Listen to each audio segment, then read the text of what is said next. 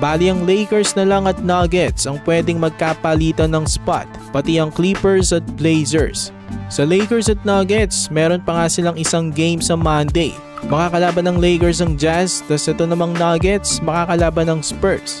So itong mga scenarios para sa kanila. Unang scenario, kapag nanalong Lakers sa Jazz, natalo naman ng Nuggets sa Spurs, aangat ang Lakers sa number 3 spot.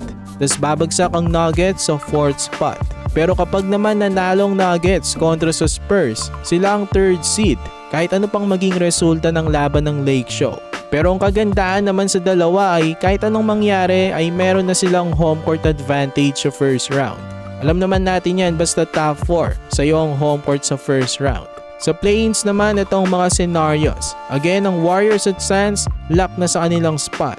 Suns ang number 7 at number 10 nga ang Warriors. Itong Blazers at Clippers naman tabla ng standings. Pero ang Blazers ang may hawak ng tiebreaker. So sila ang number 8 kapag nanatiling tabla sila sa last day ng regular season. So para sa Clippers, kung gusto nila makabalik sa 8th spot, kailangan matalo ang Blazers at manalo naman sila sa kanilang last game. Sobrang laki kasi ng difference ng 8th spot sa 9th spot.